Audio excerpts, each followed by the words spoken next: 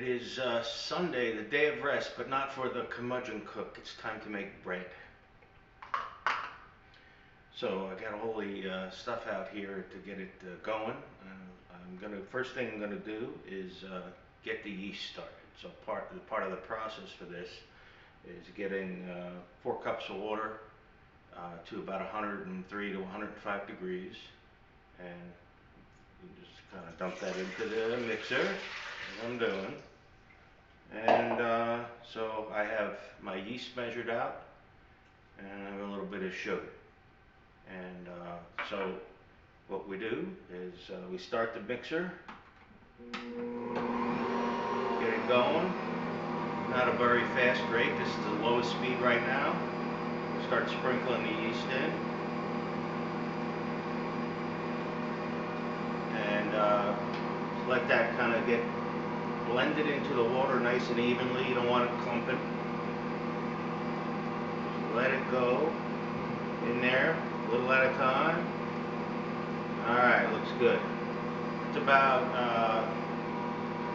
somewhere around 5 teaspoons of yeast, because we're going to make a pretty good batch of dough here. Pretty good sized batch of dough. Now that that's mixing around, I'll give it a minute. And it looks like it's starting to dissolve pretty well. I'm going to add the sugar, and this is just to help the yeast get started, right? You add the sugar. It likes, yeast likes to feed on sugars.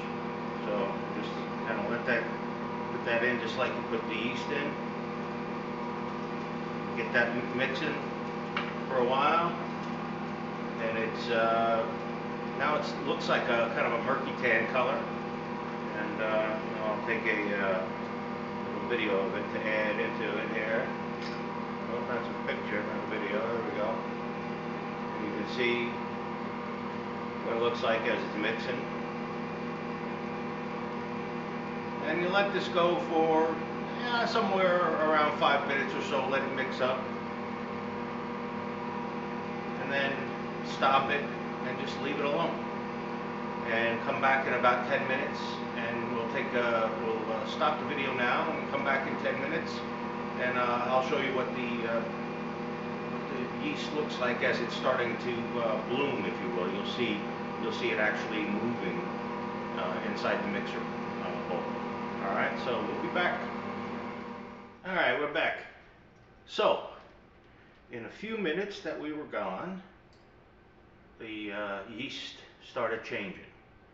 And now I'm going to show you on the phone video that the look of it has changed, the texture has changed. It's starting to form these little poofy looking clouds. There's a little activity, there's bubbles, there's a lot going on. So hang on, I'm going to get this thing switched over. You can see a lot happening in there. A lot of bubbles.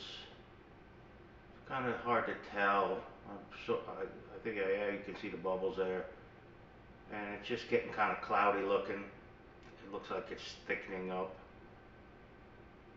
See all those different, you can see that little thing just bubbled up. There's movement, actually movement in the yeast.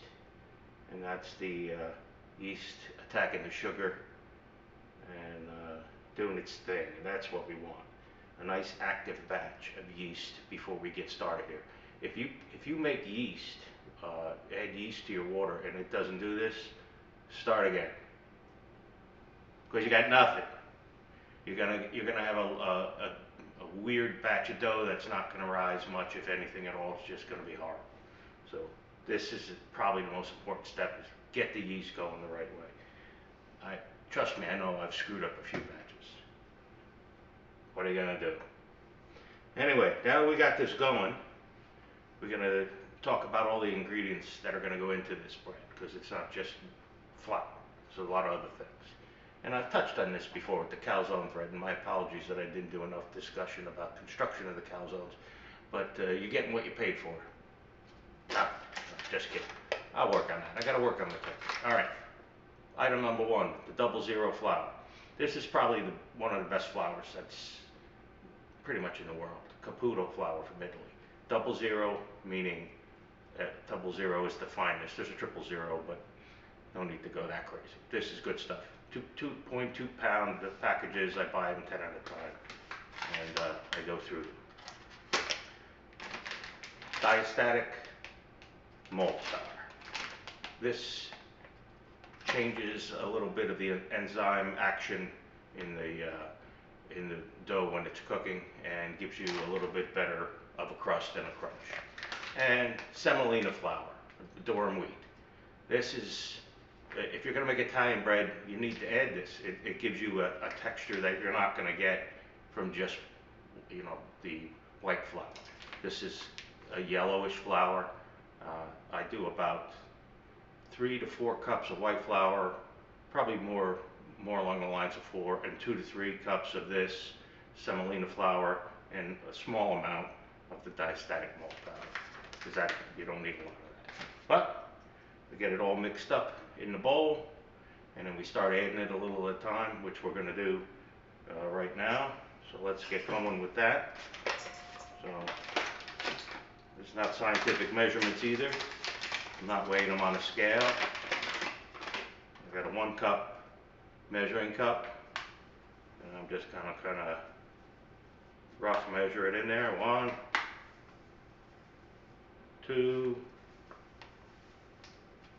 3. All right, that's 4. All right, put that down. Go to the semolina. All right. Same thing, non-scientific measurements. You want to use the scale, do it your way. It's all right, I don't care. I'm not telling you how you have to do it. I'm telling you how I do it. I'm not going to twist your arm. You get things going the way you like. If it tastes good, it tastes good. If it doesn't, that's your problem, not mine. Just busted. All right, and let me get this over here. I'm going to need a quick measuring cup here. I'm not ready. There it is. All right. Diastatic malt powder. Oh, my own. I'm looking at the yeast. It's really cooking good. All right, that's not a lot. Put that in there. All right. Now let me just use the whisk to just kind of mix it all up. All right, and nothing fancy about that. On the side here, I got a couple other things. I got a little kosher salt, I got a little granulated garlic, and I got some olive oil, and these are all going to go in once I get the dough going. Alright, so we just give this kind of a mix in here. I don't want to add it one thing at a time. I like to mix them all up before I add them. Again, just the way I do it. Tested, proven. Alright, we're going to get it going.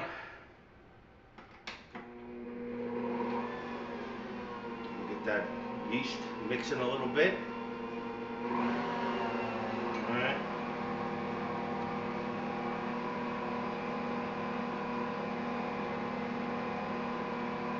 See?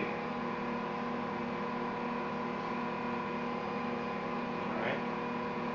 Now I gotta connect this to this. Tighten it up a little bit. Alright. That holds that, the reason I did that, that's the dough hook. I just want to kind of hold it in place a little bit. Start dumping in dough. Or flour, I should say. This ain't dough yet. Rush it. Let it mix up. Sometimes you gotta add a little more, help it.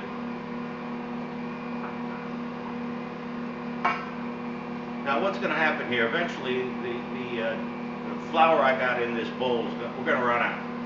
And the dough ball is gonna be forming, and then it's still gonna be too sticky. This is not enough, what's in this bowl. This is just to get it close. And I add more white flour, 00 flour, to get it to the texture I want. So just kind of move this thing around, help the dough, the flour move around in the mix. And this is a scraper attachment. Move that around a little bit. All right, it needs a little more. You can see it's kind of a yellow tint. to the flour. That's the semolina. Alright, come on, let's go. Let's get it cooking. Alright, I'm going to turn the speed up a little more. I hope things get cooking here. You can see it's starting to mix. Again, it looks like a big soupy mess. Trust me, it's not going to end up that way. Alright, a little more. You can see it's starting to get a thicker look about it. Let it work.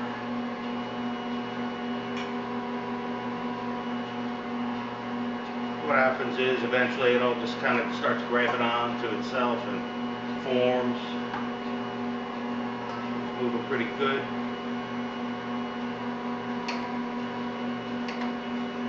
I mean, this is all the gory details. I could have just stopped this video and show you before and after, but come on, let's experience it all together, right? You know what I'm going through when I make this bread. I gotta put a little oil on this thing. It's starting to squeak. Oh. There we go. It's happening. Look at that. Yep. Look at that.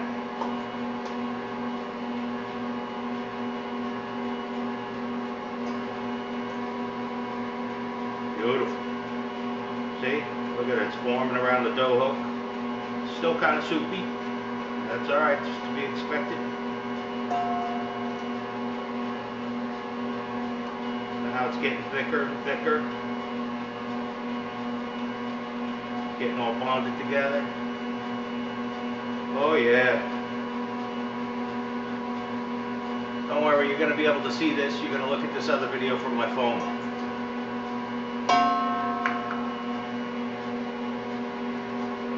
Alright. There we go. Now that's all of the dough mix, the flour mix. I keep saying dough, it ain't dough yet. I gotta get another one of these caputos. I'll be right back. Oh yeah, I had a few of them. There we go, I got another one. Alright. I'm gonna dump the rest. There's only a little bit in here, so I'm just gonna dump that in. Side.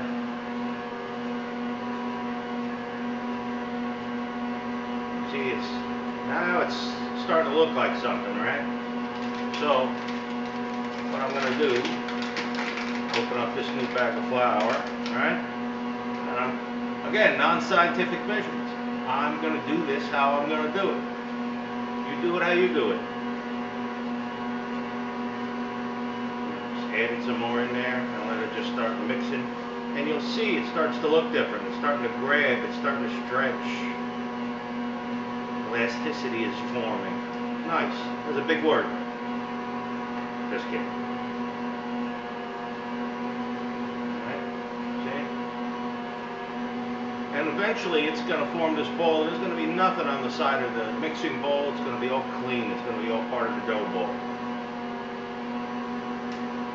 This takes a little time. Just keep adding a little at a time. You don't want to add too much. Then you got to start adding liquid and you're screwing around all day. In there, let it mix. It's gonna have a whole different look when it's the right mix. This right now is still looking kind of soupy. And hear that sound change? That last bit of flour I added, it's making it work now. It's working. It's mixing and finding its happy place. Okay? A few different looks going on in there, right? You can take this, move this a little bit, give it a spin around, and grab. It's gonna, like I said, it's all gonna get all gathered up into one big dough ball as soon as it finds its happy place. Look at that. See that? Look at it. All of a sudden the bowl is clean, right? Still, we're not quite there. I got a look I'm looking for. I'm gonna get it. A little at a time. I'm going to get there. You know what I mean? You got to get it. You got to get it to where you want it to be. Then it's ready to get put aside and rest and rise, and it's going to be beautiful. Because if you don't have the mix right, it's going to be a sticky mess to deal with. It's still going to be sticky, but it's going to be something you can work with. Dough is always going to be sticky. Just the way it is. That's looking good. Alright, now the great thing about this mixer is it also, I don't have to pull the dough out and knead it. The mixer will do that for me. It's going to you're going to let it spin for 5 to 7 minutes around the dough hook. Once you have the dough ball the way you want it, you let it knead in the machine. And that makes the dough the right texture, and the yeast and everything is all mixed up well in the dough ball so that it rises. You can see this thing is starting to look pretty darn nice, if I say so myself. Is it where I want it? Maybe. I'll look here for a minute. Maybe not quite. I'm gonna get just a little more.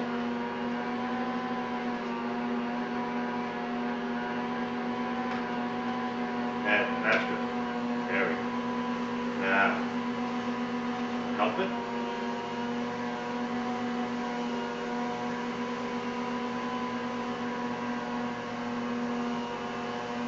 And as it twists and turns in there, the dough the flour I just added will incorporate.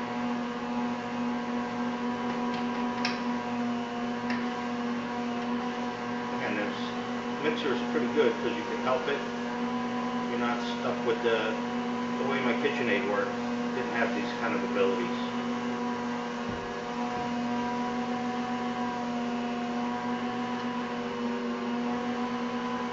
Come on, baby. Do it. There we go. There we go. That's what I was looking for. A little wrap around. It's going to do that a few times. It'll fold under. Alright. Look at it. It's changed. Just like that. There we go. Again, there's nothing overly exciting about this. The exciting part is when you pull the bread out of the oven and cut it and throw a nice chunk of butter on there and enjoy it. And that right there, the look of that dough ball is what I was talking about. It is, yeah, that is exactly, it has a thicker look about it, not so sticky looking. And now it's going to just take care of itself and knead in the dough hook. And the whole side of the bowl doesn't have any dough left on it, and no flour, nothing. It's clean. Alright, so at this point I'm going to cut the video off and let it knead for 5 minutes or so. And we'll come back, take it out, put it in my little orange tub that I talked about in the last video. Get this kind of spread out a little bit, and then put it over. I'm going to put it over by my side window where the sun's shining in. The heat and the warmth of the sun will help it rise as well. And in a couple hours it'll be ready to go. Alright? Alright, so we're going to cut this off right now while this continues to knead. And I'll catch you in a little while. We're back. And the dough looks fantastic. So now I got to take all the stuff out of the mixing bowl so I can get this thing out of here. And it is a beautiful thing. I got a little attachment that came with the mixer to help me scrape the dough out. And it is, oh man, this is a beautiful batch. I do say so myself. Who else is going to say it? No one else but me here.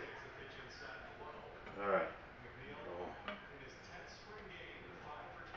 Those hanging on to this scraper pretty good. Which is not the easiest stuff sometimes to deal with. If you hear it in the background, that's the Mets game. Spring training. I'm a happy guy. Alright. Now we loosen this up. Disengage the dough hook. And that's got a lot hanging onto it too. Not sure what you guys can see there, but trust me, this is the part that kind of sucks. The messy, sticky part. And this stuff's got to get soaked in hot water to help break up whatever dough is hanging on to this stuff so it cleans up nice. Alright. The Mets are kicking some booty. Alright, there we go. Alright. So, it's a beautiful pile of dough in there. And I will making a noise, I'm making a mess. Situation's normal. Alright. So let's get a good look at it here.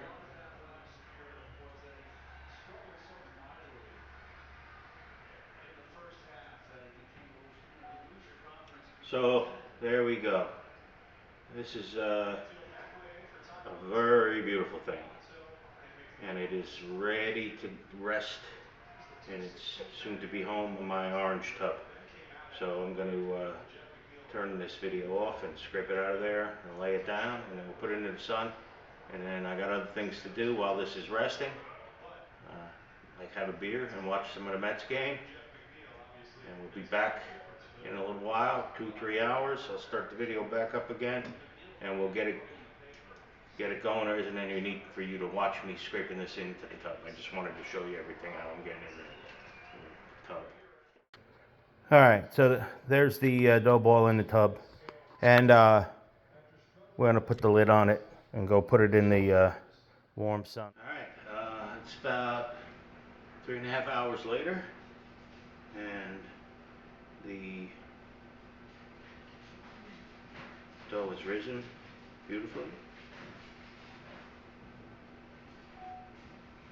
Here's what it looks like. So it is looking good, and now I'm going to deal with it and start making loaves. So stay tuned. All right, so we're getting ready to get started here.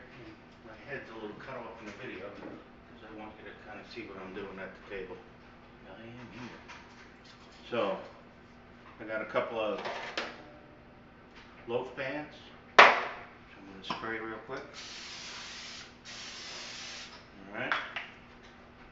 And I got some flour, and I need to stick this aside here. I'm going to pour a little flour down on the cutting board here. I'm going to throw a little in here. Got to cut some dough. It's real fluffy.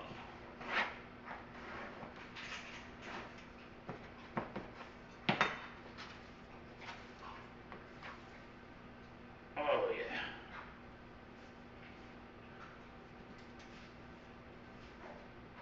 So let's see if we can move this a little over. Move my beer over, away, so you can kind of see what's going on here. Probably need a little more than that.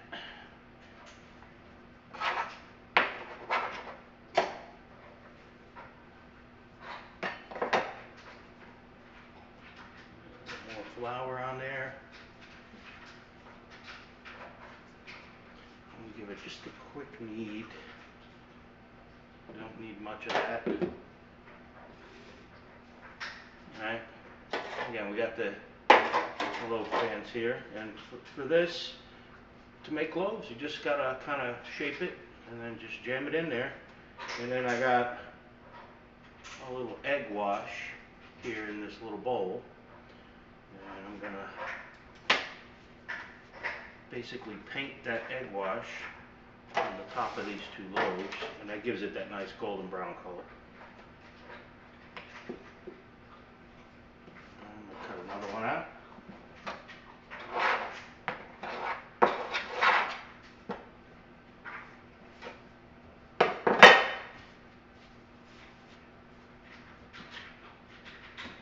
And yeah, it's kind of estimate, so you got to kind of play with it, figure out if it's enough, get a little more if you want it, and I do, so. Alright, there we go. Just kind of work it a little bit.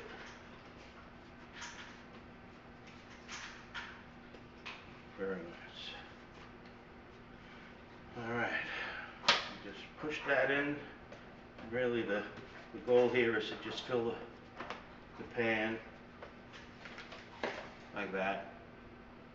And then when you give it the egg wash, I like to either sprinkle with sesame seeds or kosher salt, whatever you like. A little KitchenAid pastry brush kind of thing for the egg wash. And you just kind of slap it on there. Again, no scientific measurements involved. Alright.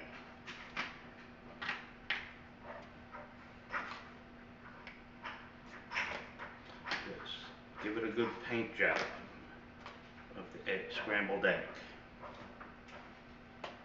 One.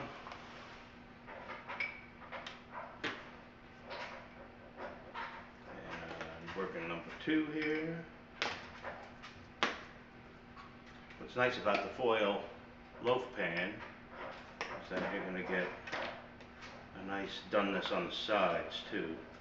Sometimes when you just have like a baguette or whatever, the browning doesn't always happen consistently. And again, who cares really? I mean, if you're looking for artwork, go to a museum. Alright, so those two are ready to go. I just got to get a little kosher salt on them.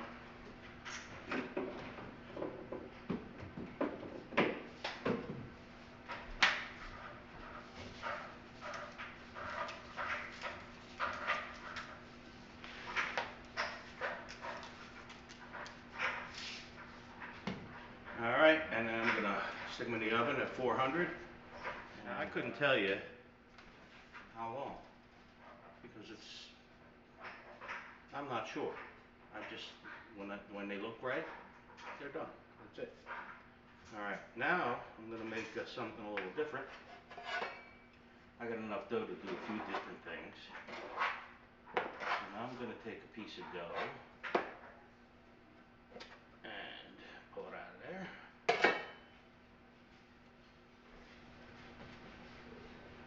And put a little flour on it.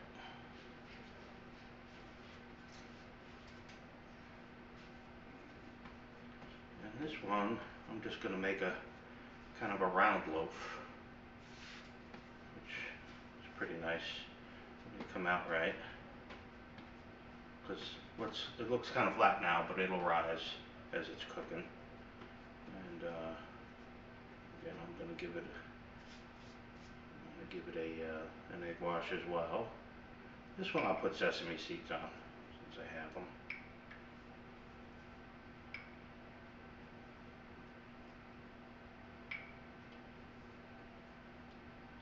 And in my oven, I have a little piece of something called the pizza steel.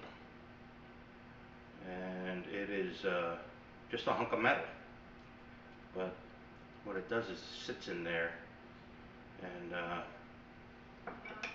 gets nice and hot. And when you put something on it to cook, it really does a nice job of cooking the crust from the bottom up, hence the name pizza steel. One of the things I'm going to do is get a piece of parchment paper real quick. Parchment paper is really nice. Stops things from sticking. So what I'm going to do is pick this nice piece of dough up. It isn't going to be a perfect shape, I can tell you that, but I don't care. It's going to be delicious. Let me go get my sesame seeds. Alright.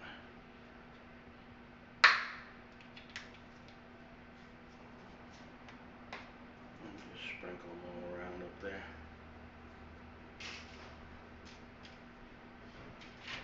I love sesame seeds.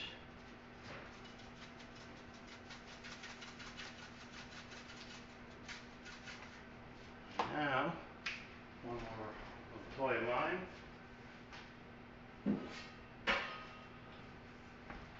A pizza peel. And this way I can put it up on the pizza steel without burning the crap out of myself. So in the oven it goes. Next I'm going to roll the rest of the dough out and make a few rolls, like dinner rolls or Kaiser rolls. I have little impression tools to make that nice little pattern on the top. Alright, so we got all the bread out of the oven and it looks beautiful. And I'm going to do a little recording on the phone as well and insert this into the video so you can see what, things look like here. So first thing I'm going to show is the round loaf, or what was supposed to be round, and of course things don't always work out the way you expect. So here is the round loaf. It looks fantastic. The bottom is beautiful. Sesames are falling off a little bit, no big deal. And then we have the three little rolls I made, and this is the little design. You put on, tamp it down on the dough before you cook it, and you get those Kaiser roll kind of looks. And then, of course, we have our two loaf pans. And what I want to do is pop them out so we can see what the actual loaf looks like. And there's a beautiful thing. And anyway, so I can tell you this: these loaves of bread, rolls, various forms, are all delicious, and the texture of them, it's hard to explain. The the mixture of the 00 and the semolina flour with the diastatic mold powder gives you a dense, somewhat heavy bread that stands up to butter or whatever you want to put on it. And the biggest problem with this bread is trying to stop yourself from eating it, especially when it's fresh out of the oven like this. It's warm, the butter melts, you just sit there and you could glom one of these loaves down in a heartbeat. So I highly recommend it. I don't recommend it if you're if you're of course if you have a problem with gluten, you can figure your own stuff out. I have no idea how to deal with that. But or if you're trying to lose a couple pounds, but screw that. Life is worth in living and enjoying the things you love. Give yourself some good bread, and there's nothing that you're going to buy at Kroger or 90% of the places you go that's going to be as good as the bread you make at home. I have spoiled my family with this bread, and I'm happy to do it because it is a wonderful, wonderful thing, and it's easy to do. It seemed like a lot of work. It wasn't a lot of work. Really good to do. So anyway, curmudgeon cook. See you later. Or should I say catch you later? What are you going to do?